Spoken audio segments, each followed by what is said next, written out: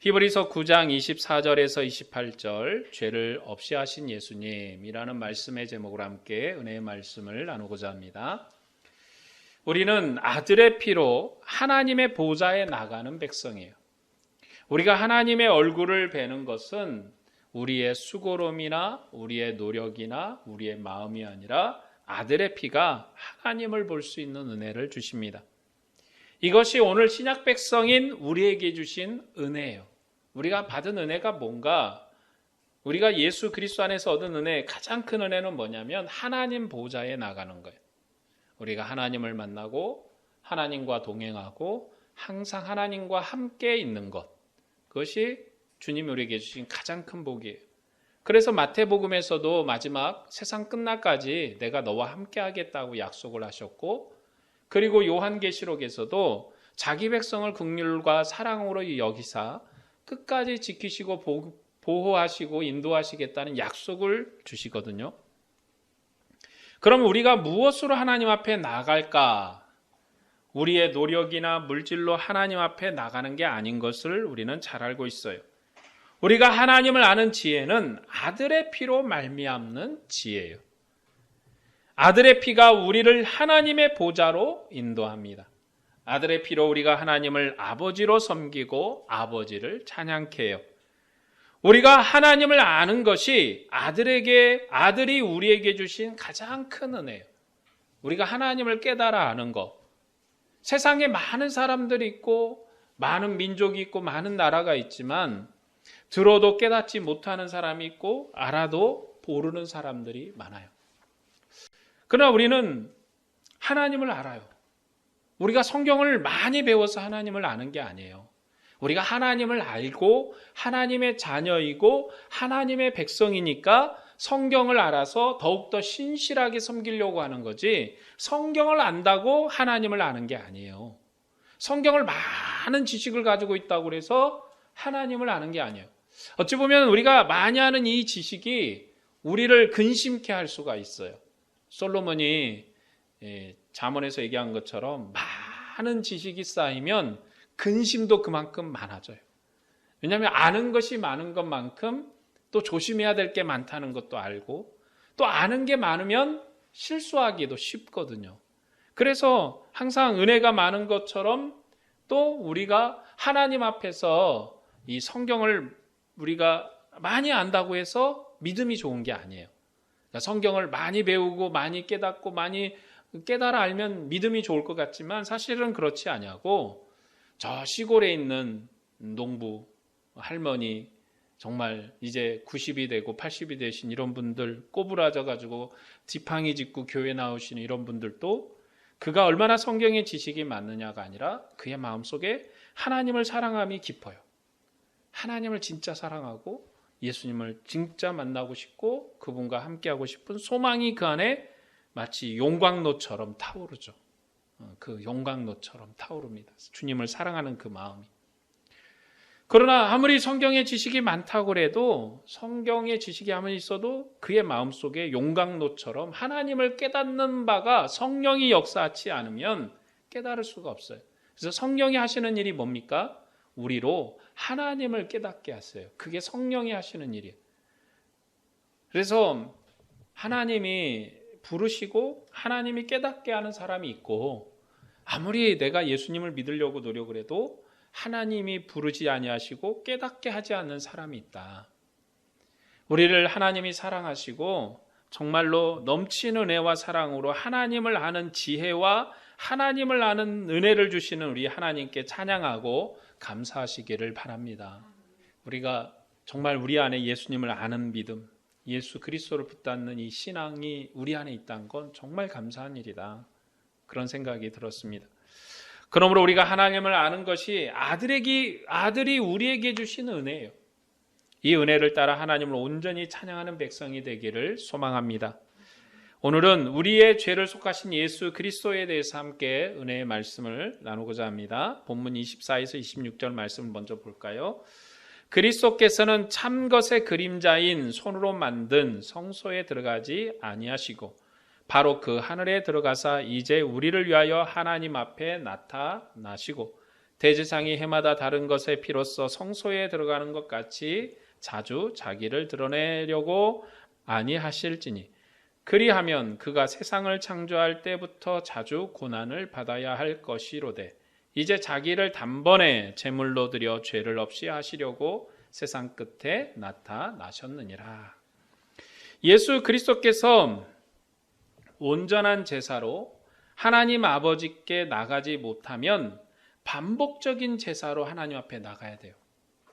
그러니까 예수님이 죽은 십자가의 사건이 단회이고 단번인 것은 그가 온전한 제물이 아니면 그 죽음을 반복해야 되는 거죠.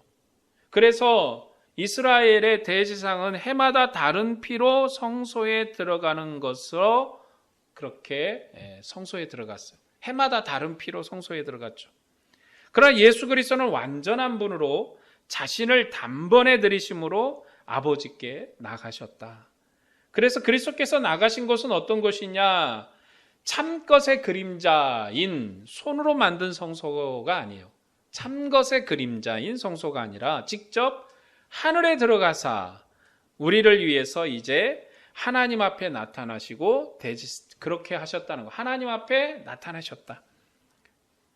그러므로 우리는 다시는 반복적인 제사로 하나님 앞에 나가지 않아요.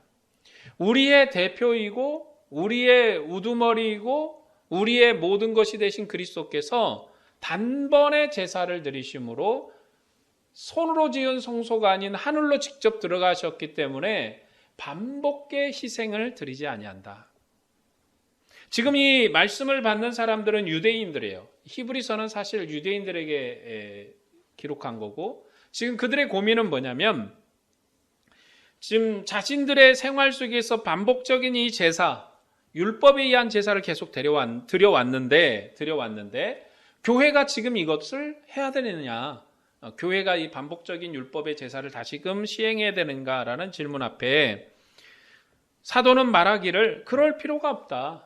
이제는 우리가 율법의 굴레를 벗어버리고 복음으로 옷을 입었기 때문에 우리가 이 율법을 따라서 하나님을 섬기지 아니하고 예수 그리스도 안에서 하나님을 섬기는데 우리가 왜 반복적인 제사를 드리지 아니한가? 우리의 대제사장이 자신을 단번에 제물로 드려서 죄를 없이 하셨기 때문에 이제는 우리가 하나님 앞에 나갈 때마다 반복의 제사를 드릴 필요가 없으므로 율법을 지킬 이유가 없다라고 설명하고 있는 거예요.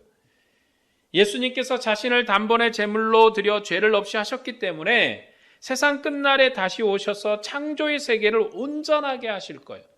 이제 주님이 단번에 모든 것을 드려서 죄와 사망의 권세를 이기셨고 이제 마지막 이루셔야 될 사명이 뭐냐면 이 세상 끝날에 다시 오셔서 창조의 세계를 새로운 창조로 새롭게 하실 거예요. 이전 창조로 돌아가는 게 아니라 새 창조로 이제는 주님께서 우리에게 이루신 이 새 창조의 역사를 완성하실 거예요.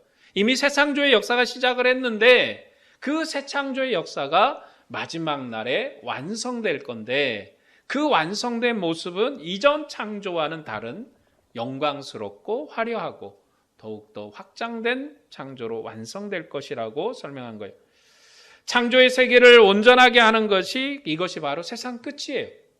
우리가 세상 끝날 마지막 그러면 공포, 두려움 이렇게 연결해 가는데 사실은 그럴 필요가 없어요. 우리 주변에서 666이다, 뭐 바코드다. 제가 그거 고등학교 때부터 누누이 봐왔거든요. 우리 때는 이제 바코드, 666이 뭐냐, 바코드. 그리고 이전에 이 마틴 루터 때는 로마 교황이 666이다라고 주장을 했었어요. 로마 교황이. 그러니까 이거는 이제 그 세대주의 전천년을 따르는 그러한 사람들의 소망인데 자꾸 대상을 찾아요. 제가 고등학교 때 이제 유로가 지금 이제 유럽 연합이죠. 유럽 연합이 이제 막 태동할 때요. 그래서 시작한 나라 수가 이제 12개인가 뭐 그랬던가요. 그래서 뭐 용의 요한계시록에 막 용의 뿌리가 뿌리 몇 개냐 뭐 그래가지고 막 그런 게 나오면서 누군가가 반드시 유로 연합에서 탈퇴하고 뿌리 부러진 것처럼 몇 개 나라 빠지고 뭐 그런 식으로 막 설명을 했어요. 그런데 막상 이제 우리가 이 유럽 연합이 생긴 지가 20년, 이제 30년 넘었잖아요, 이제. 근데 더 많아졌잖아. 저희가 어렸을 때는 유럽 연합이 666이 돼서 이 유럽 연합의 통치자가 적그리스도가 나올 것이다.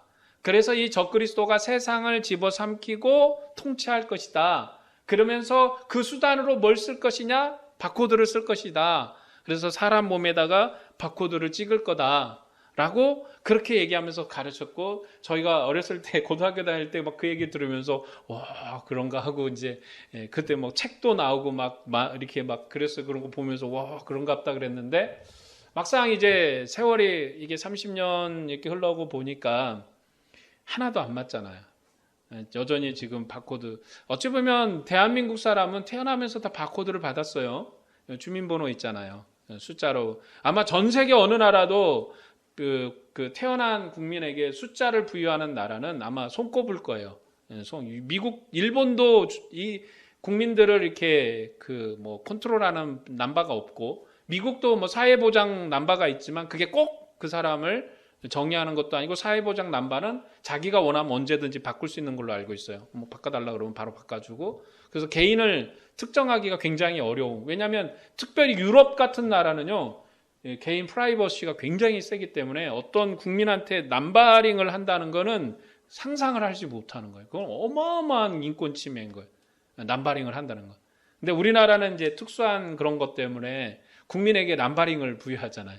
여러분 다 우리도 그렇지만 은행을 하건 뭘 하든 이제 이거 다 갖고 있잖아요. 주민번호. 그래서 보면 우리는 이미 태어날 때부터 남바링이 돼 있는 사람들인데, 뭐 그런 게 중요한 게 아니라, 요즘은 이제 이제 이 바코드를 이제 막 보니까 아닌 것 같아요. 사람들이. 그러니까 이제 뭘로 갔습니까? 이제 베리아 칩. 이제 몸 안에다가 이제 칩을 씹어가지고 멋쩍어. 근데 결론적으로 그거는 아무 의미가 없어요. 정말 이제 핵심은 뭐냐면, 주님께서 이루시려는 이 창조 세계의 온전함이라는 것은 이제 세상 끝날에 우리에게 주신 이 새 창조의 온전함을 성취하는 단계예요. 새 창조함을 성취하는 단계지, 우리의 세상 끝날은 그러니까 공포나 두려움이나 무서움의 대상이 아니라 우리에게, 그리스도인에게는 기쁨의 대상이에요. 창조의 세계가 이제 새롭게 완성되니까 우리가 기대할 날이고 고대할 날이고 즐거운 날이에요. 그런데 그 새 창조를 완전하게 하기 위해서는 이제 이전에 주님께서 죽음을 이기시고 사망에서 부활하셨잖아요. 이제는 이 죽음을 이기시고 부활하신 사망을 이기신 주님이 이제 사망과 음부의 세력을 완전히 이제 척결해 하셔야 돼요. 이제 그렇기 때문에 이 척결하는 과정이 굉장히 공포스럽게 이제 그려지기는 있지만 우리에게는 기쁨의 날인 거죠. 그래서 창조의 세계를 온전하게 하는 것이 바로 세상 끝이에요. 우리 창조의 세계를 온전하게 하는 것. 하나님의 구원 역사의 끝은 세상을 온전하게 하는 거예요. 창조 이후로 타락한 세상을 새로운 창조로 온전하게 하심으로 이 세상을 하나님을 영광스럽게 찬양하는 세상으로 온전하게 하는 것입니다. 이것이 여러 부분과 여러 모양의 시대를 끝내는 마지막 날이에요. 아들은 아버지의 구원 역사를 완성하기 위해서 자기를 단번에 제물로 드리심으로 죄를 없이 하셨습니다. 그리스도께서 나타나신 것이 세상 끝날이에요. 여러분, 우리가 세상 끝날 그러면 저 멀리 있는 것 같지만 세상 끝날은 이미 시작했어요. 그리스도께서 나타나신 것. 왜 세상 끝날인가? 그리스도께서 예수님이 왜 세상 끝날이에요? 이제 다른 구원이 없기 때문에 그래요. 율법을 주셨을 때는 예수 그리스도로 말미암는 구원의 시대가 아직 기다리고 있어요. 메시아의 시대가 아직 기다리고 있어요. 그렇기 때문에 율법 아래서 범죄한 자들이 다시 한번 속량을 받을 수 있는 기회가 있어요. 왜냐하면 율법의 연약함 안에, 죄의 연약함 안에서 하나님을 섬겼기 때문에 기회가 있어요. 뭐 이것은 죽어서 다시금 기회가 있다 이런 개념이 아니라, 예수님을 다시 믿어야 된다 이런 개념이 아니라 율법의 시대가 그렇다는 거죠. 예수님이 마지막인 것은 그분이 우리의 구원의 최종이고 결론이고 결말이에요. 그래서 예수 그리스도께서 오신 게 세상 끝날이고 구원의 완성이고 이제 다른 세상의 역사의 마지막을 우리가 기대하는 것. 그러므로 세상 끝은 이미 시작됐고 끝날의 마지막 때를 우리가 맞이하고 있는 거예요. 그러므로 우리는 오늘 이 날에 진실하게 우리가 주님 앞에 충성을 다해서 살아야 되는 것입니다. 왜냐하면 이 마지막이라고 해서 꼭 세상이 끝나야 마지막이 아니라 나의 마지막도 있는 거예요. 우리의 생명의 마지막도 있죠. 자, 27절에서 28절 말씀을 볼까요? 한 번 죽는 것은 사람에게 정해진 것이요 그 후에는 심판이 있으리니 이와 같이 그리스도도 많은 사람의 죄를 담당하시려고 단번에 들이신 바 되셨고 구원에 이르게 하기 위하여 죄와 상관없이 자기를 바르는 자들에게 두 번째 나타나시니라. 예, 여기서 이제 사망의 문제를 말씀하고 있는데 이 말씀 이제 히브리서 27장 아주 유명한 말씀이죠. 어디에 쓰입니까? 예, 전도할 때 한 번 죽는 건 사람에게 정한 것이요 그 후에는 심판이 있다. 그러니까 예수 믿어라. 이런 이제 문구로 우리가 전도할 때 많이 쓰거든요. 한 번 죽는 것은 사람에게 정한 것이요 그 후에는 심판이 있다고 말씀하셨습니다. 그러니까 지금 예수님을 안 믿으면 당신 언젠가 죽을 건데 당신 언젠가 죽습니다. 그러면 지금 예수님 안 믿으면 심판받습니다. 그러니까 반드시 예수님을 믿어야 됩니다. 우리가 이렇게 이제 전도를 해요. 제가 좀 이제 엉뚱한 이게 과연 그런가? 이 문맥이 지금 계속 율법과 복음에 대한 얘기를 하고 있는 거거든요. 율법과 복음에 대한 얘기. 그럼 여기 한 번 죽는 게 과연 지금 이 내용이 사람의 심판에 관한 얘기인가? 근데 이어진 내용만 봐도 좀 이게 좀 생각할 여지가 많아요. 이와 같이 그랬거든요. 이와 같이 그리스도도 많은 사람의 죄를 담당하셨다. 그러니까 한 번 죽는 것은 사람에게 정한 건데 그리스도께서도 많은 사람의 죄를 담당하시려고 죽으셨다는 거예요. 그분도. 그분의 죽으심이 바로 심판이에요. 그분이 죽으심으로 심판을 받았다는 거죠. 그러기 위해서 이제 그렇게 됐고 구원에 이르기 위하여 죄와 상관없이 자기를 바라는 자들에게 두 번째 나타났다. 죽으시고 부활하셔서 두 번째 나타나셨다. 두 번째 나타났을 때는 이제 한 번 죽는 사람, 한 번 죽는 운명에 갇힌 분이 아니에요. 생명의 온전함으로 나타나셨잖아요. 그리고 이 내용은 사실 율법과 깊은 관계성을 가지고 있어요. 그러니까 우리가 이 복음을 전한다는 명분과 목적은 참 맞는데 우리가 이 전하는 말씀이 과연 맞는지 안 맞는지 한번 우리가 생각해보고 또 이렇게 더듬어 봐야 되는 것은 사도 바울이 베레아 사람처럼 하라고 우리에게 말하거든요. 바울이 복음을 가르치면 베레아 사람들은 성경에 그것이 바울의 가르침이 맞는지 안 맞는지를 다시 한번 점검을 했어요. 그러니까 바울이 가르친다고 그냥 아멘하고 다 받아들인 게 아니라 다시 한번 성경의 것을 비교해서 바울의 말이 맞는지 받아들일 만한 건지 비교했다는 거죠. 우리도 베레아 사람처럼 해야 돼요, 사실. 제가 전한다고 다 맞는 게 아닐 수도 있고 제가 얘기 드린다고 다 맞는 게 아니거든요. 그러면 우리가 성경에서 다시 한번 우리 자신을 점검해 봐야죠. 우리 선배들이 이렇게 전도하는 것이라고 하면서 한 번 죽는 것은 사람에게 정한 것이요 그 후에는 심판이 있다고 우리에게 암송하게 하고 가르쳐서 외우게 해서 세상에 나가서 복음을 전하게 했어요. 그게 나쁘다고 얘기하는 게 아니에요. 제가 드리는 말씀은 과연 우리가 전한 이 내용이 문맥에 맞는 내용을 우리가 얘기했는가라는 거죠.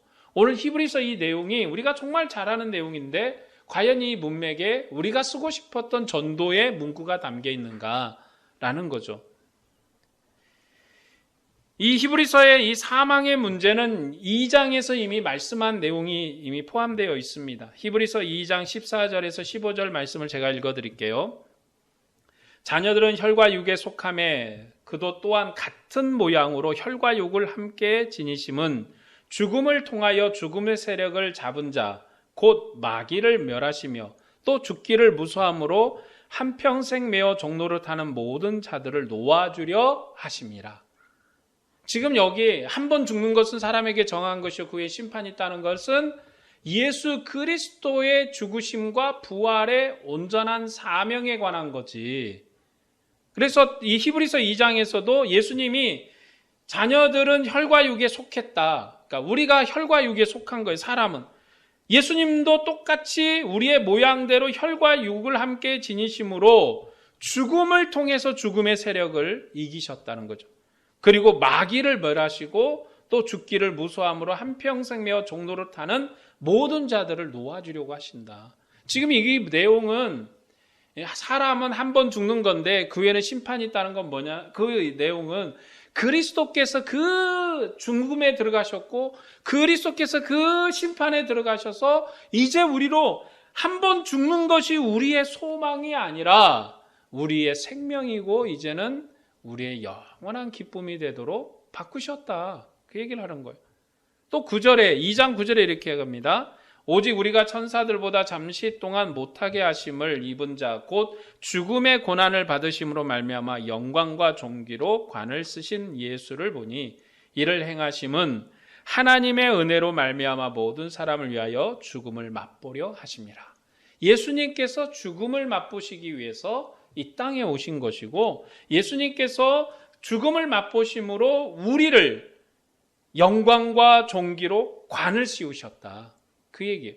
그러니까 지금 이 얘기는 우리가 전도하기 위해서 쓰기 위한 문구가 핵심이 아니라 여기서 뭐가 핵심인 걸로 보여요? 예수님의 죽으심과 부활이 우리에게 얼마나 영광인가. 요 얘기를 하기 위해서 한 번 죽는 것은 사람에게 정한 것이요. 그 후에는 심판이 있는데 이러므로 주님께서 그걸 이기셨다. 그러므로 우리는 이제 죽음과 심판에 갇힌 백성이 아니다. 이렇게 얘기하는 거예요. 핵심은 주님이 여러분 하나님이 우리가 죽은 건 당연하고 우리 위에 심판이 있는데 예수님이 우리의 죄를 용서하셨고 우리의 죄를 회복시키셔서 이제는 우리가 하나님을 온전히 섬길 수 있는 은혜를 주셨다. 이 문구는 공포가 아니라 뭐예요? 희망이잖아요. 기쁨이잖아요. 지금 당신이 새로운 희망 안에 놓여 있습니다. 당신 앞에 새로운 희망이 있는데 그리스도 그분이 희망이십니다. 그분이 사망을 이기셨고 우리에게는 죽음을 이긴 죄를 이긴 생명을 선물하셨습니다. 그러므로 우리가 아들을 통해서 온전한 생명을 이룹니다라는 것이 이 설명의 핵심이거든요. 죽음은 아들의 죽음을 통한 구원을 이루는 죽음이라는 거예요. 그리고 그것은 구약 성소를 모형으로 설명하는 거예요. 성소의 모형으로 땅에 속한 백성이 어떻게 죽음의 종이 되었는지를 설명하고 어떻게 하늘의 영광을 얻을지를 설명하는 내용이 바로 이 말씀이에요. 구약 때 성소에 들어가려면 죽음이 아니고는 들어갈 수 없어요. 한 번 죽는 건 정한 것인데 죽음이 아니고는 성소에 출입이 불가능해요.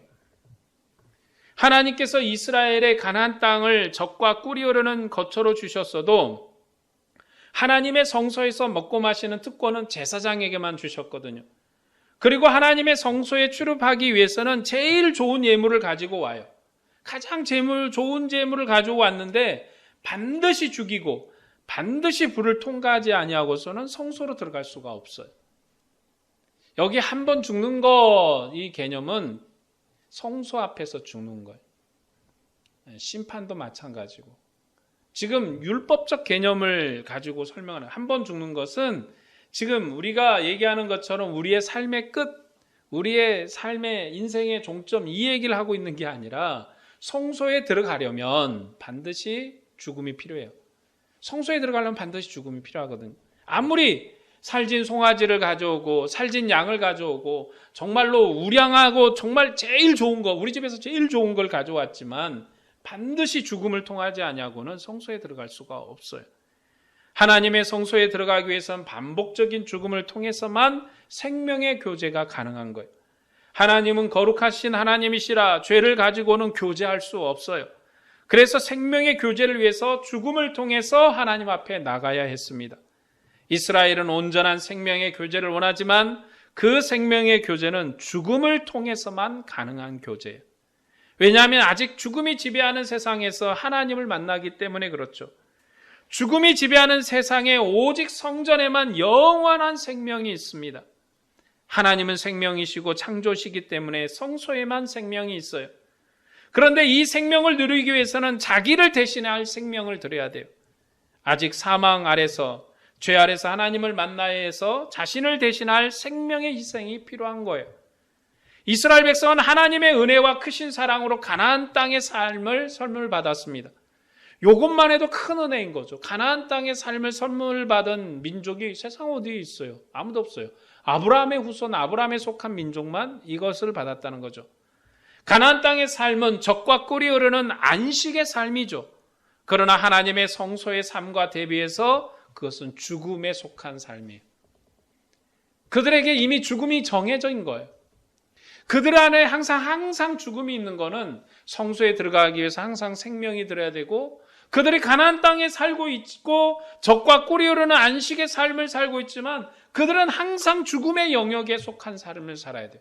왜냐하면 성소에만 생명이 있고 하나님의 지성소 안에만 생명이 있고 자기 성소 밖에는 죽음이 역사하기 때문에 항상 죽음의 영역에 속한 거예요. 가나안 땅이 아무리 젖과 흐르고 하나님의 안식이 있어도 그것은 죽음이라는 거예요. 영원한 생명과 영원한 안식은 오직 성소에만 있는 거예요. 그런데 이 성소의 삶이 이스라엘 백성에게는 허락되지 않았습니다.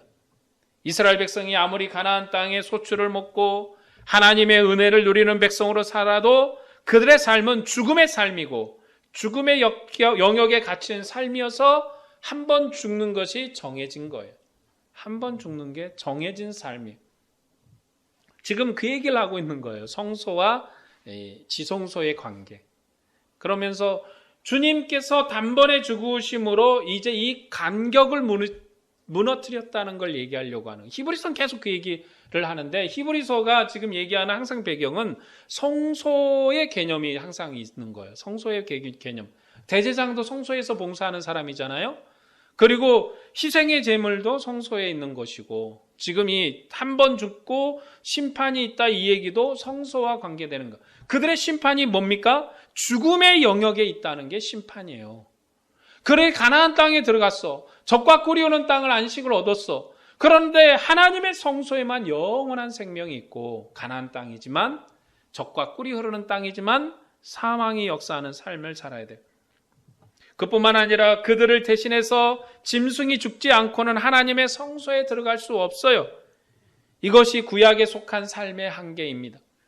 영원한 생명, 영원히 주님과 얼굴을 대면하는 삶, 하나님과 기쁨으로 아무런 거리낌이 없이 만나는 삶, 이것을 소망하지만 그것은 한계가 있어서 그런 삶을, 그런 관계를 유지할 수도 만날 수도 없는 거예요. 그런데 이스라엘 백성만 한계가 있는 것이 아닙니다. 제사장까지라도 하나님의 음식을 먹으며 하나님의 종으로 수고하지만 하나님의 영광의 보좌에 들어가지 못하는 한계가 있어요. 성소까지는 매일 들어가서 하나님께 귀한 떡을 드리는 섬김을 행하지만 지성소 앞으로 나갈 수가 없습니다. 성소와 지성소는 원수된 관계로 가림막으로 막혀 있어요. 왜 가림막을 쳤어요? 관계를 막아버린 거예요. 가림막을 쳤다는 그 사람과 거리를 두는 거예요. 그래서 성소의 가림막에 갇힌 죽음이 그들을 지배합니다. 성소에서 봉사하는데, 성전뜰에서 봉사하고 양도 잡고 소도 잡고 제사장으로 일을 도하고 성소에 들어가서 매일 떡을 물러오고 떡을 드리고 또 매일 그 이스라엘 백성의 12개의 촛불 등에다가 기름도 채우고 거룩한 기름을 채우고 다 해요. 다 하는데 그럼에도 그들 안에 죽음이 역사하고 있습니다. 그래서 온전하지 못한 제사장은 지성소에 들어갈 수가 없고 대제사장이라도 그가 온전하지 못하면 지성소에서 죽는 거예요.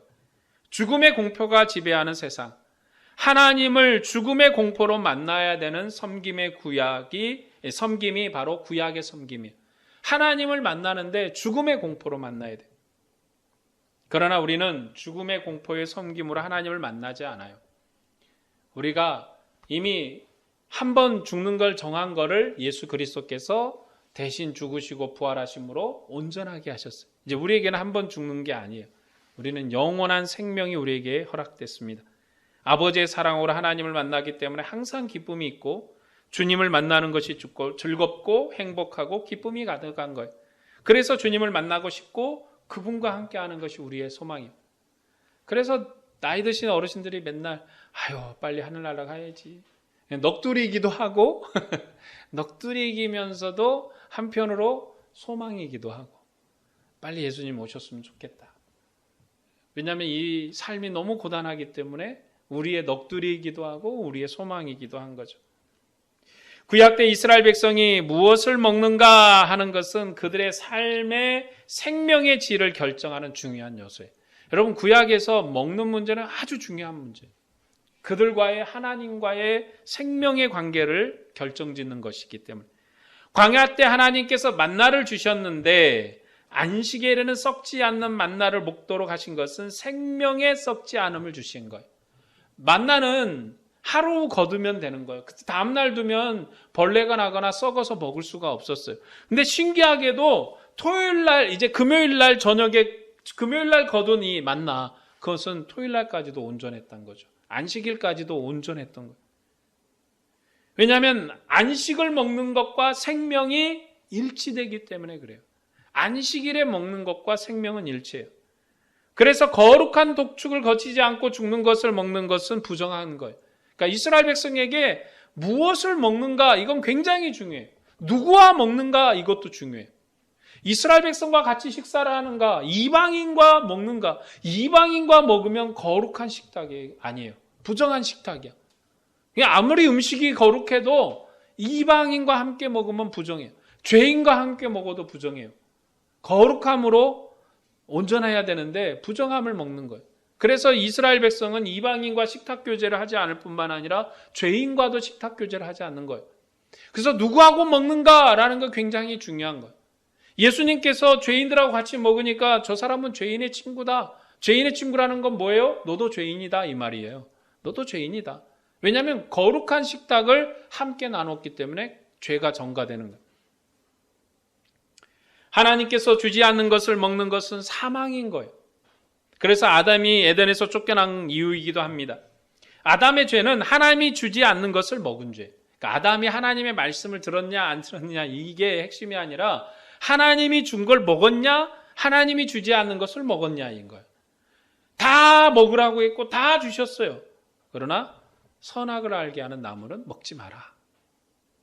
어떤 거는 약속을 안 지켰기 때문에 아니라 하나님이 주지 않은 걸 먹은 거예요. 부정하게 된 거죠. 하나님이 주지 않은 걸 먹음으로 부정하게 됐습니다.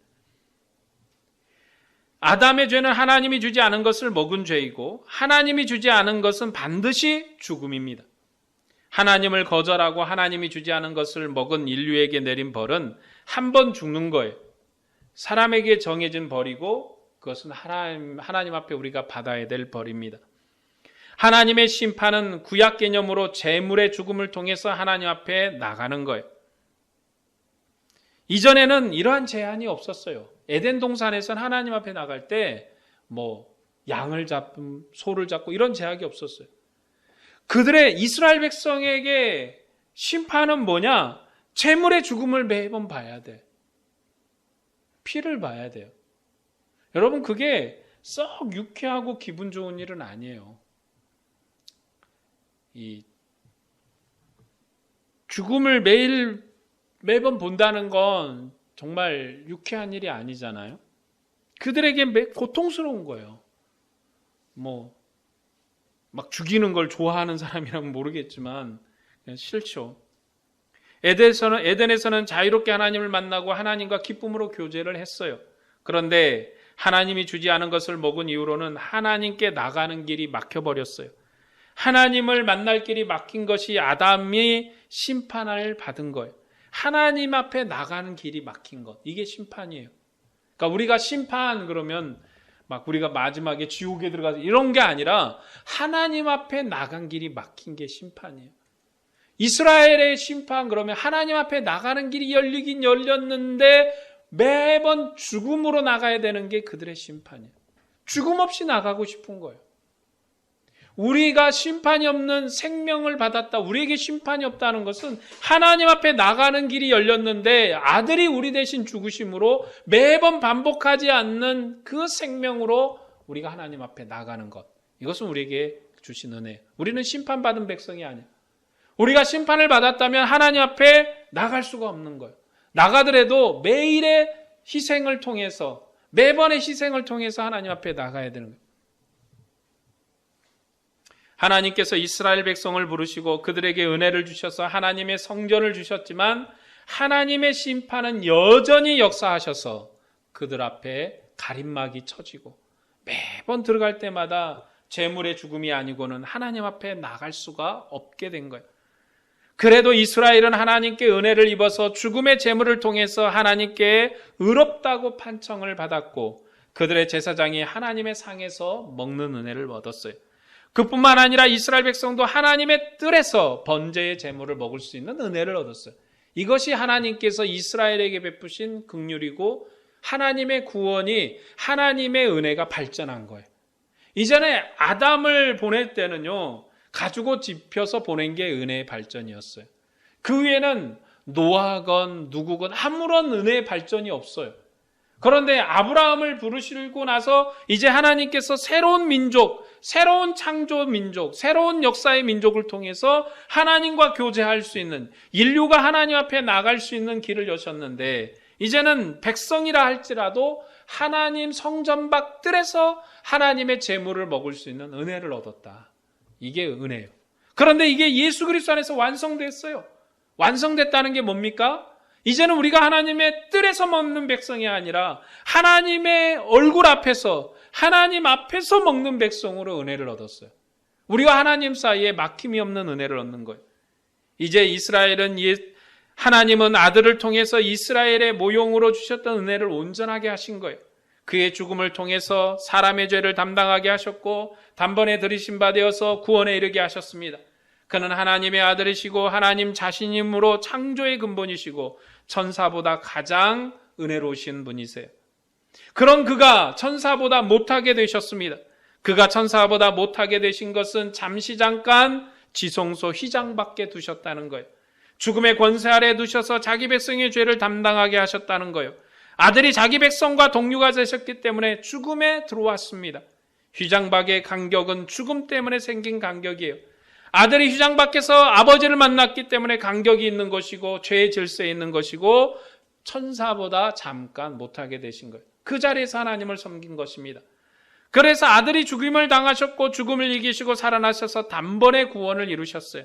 죽음을 이긴 능력, 죽음을 이긴 생명이 우리에게 주신 하나님의 선물이고 은혜인 것은 이제 우리가 하나님 앞에 나갈 때 막힘이 없이 나가요. 우리가 하나님을 만날 때 막힘이 없이 하나님을 만나요.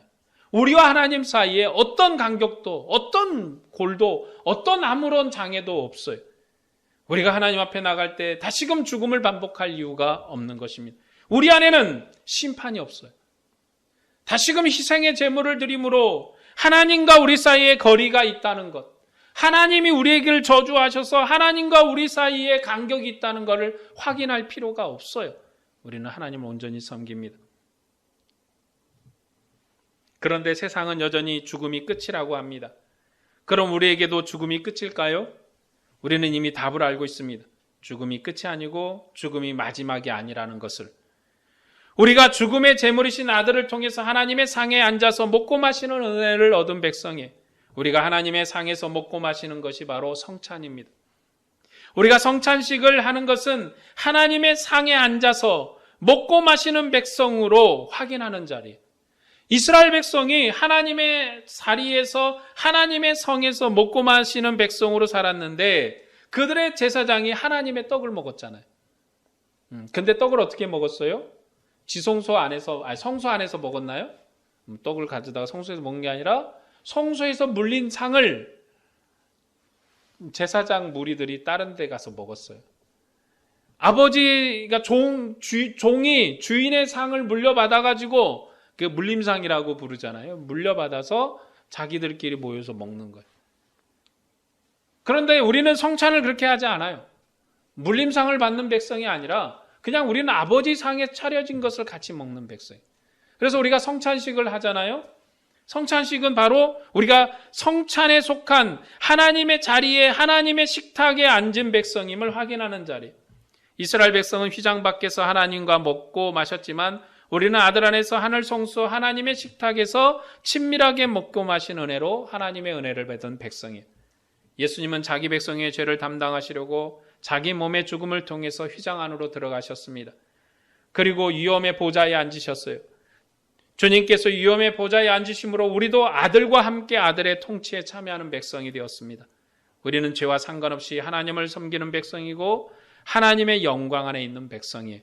왜냐하면 아들 안에서 죄가 끝이 났기 때문에 그렇습니다.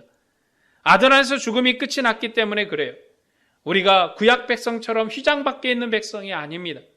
우리가 휘장 안으로 들어간 백성이고 그리스도와 함께 아버지의 영광을 누리는 백성이에요. 우리가 그리스도 안에서 하늘의 안식을 누리는 백성이에요. 우리가 도덕적으로 완전해서 우리가 윤리적으로 깨끗해서 남에게 아무런 해코지도 하지 아니하고 죄를 짓지 않아서 그런 것을 누리는 게 아닙니다. 우리의 죄가 상관없는 것은 아들의 죽음으로 하늘의 보좌에 나가는 길이 열렸기 때문에 그래요. 그것이 우리의 완전함이에요. 여러분, 그리스도가 완전한 것처럼 우리도 완전해요. 그러면 이제 우리는 어디로 연결해요? 도덕적으로, 윤리적으로 우리를 생각하죠. 근데 그건 아니에요. 우리의 완전함이란 건 하나님 앞에 나가는 길이 완전함이에요. 우리가 하나님과의 교제함의 완전함이에요. 우리가 하나님과 교제하는데 거리가 없고 막힘이 없어요. 그것이 우리의 완전함이에요. 우리가 윤리적으로 깨끗하다. 여러분, 우리의 신앙은요, 항상 우리가 윤리적으로 깨끗하기 위해서 수고롭게 하는 거. 왜냐하면 우리가 그건 하나님과 관계 윤리이기 때문에. 부모와 자녀의 관계 윤리로 자녀가 나가서 잘 살고 바르게 살면 저 집안은 교육을 잘 받았나 보다. 부모가 잘 가르쳤나 보다. 이렇게 하는 것처럼 그건 우리의 윤리고 우리의 완전함이 이 윤리에 있다면 저 세상에 도덕생활 잘하는 사람이 하나님의 면전 1번에 앉아 있어야죠. 그러나 그렇지 않아요. 우리의 완전함이란 건 하나님 앞에 나감의 온전함이에요. 하나님과 교제함의 온전함이에요. 그게 우리의 완전함이에요. 우리가 구약 백성보다 더 큰 은혜를 누리는 백성이고 우리는 주님께서 다시 오실 그때까지 주님의 은혜를 붙들고 믿음의 거기를 걷는 백성이에요. 주님이 오셔서 잘했다고 칭찬하고 하늘의 상급으로 충만하게 하실 그때까지 환난과 고난 속에서도 이 믿음을 잃지 않고 달려가야 될 백성이에요. 우리가 이 수고로움의 길을 걷는 것은 쉽지 않아요. 주님의 십자가를 지는 것처럼 고통스러운 것이고 힘든 거예요. 그럼에도 포기하지 말아야 됩니다. 포기하지 말고 끝까지 주님의 은혜를 붙들어야 돼요. 이것이 우리에게 주신 사명이고 우리가 주님께 보일 믿음이에요. 우리는 부족한 백성이 아니고 완전한 백성이에요. 그러니까 이 말이라는 거를 잘 이해를 해야 되는. 그래서 완전하다 그러니까 당신 얼마나 깨끗합니까? 이게 아니라 당신 얼마나 윤리적으로 좋습니까? 라는 게 아니라 하나님과 우리의 교제가 완전합니다. 주님을 사랑함으로 이 믿음의 길을 걷는 여러분에게 주님의 은혜와 평강이 충만하기를 축복합니다. 기도하겠습니다.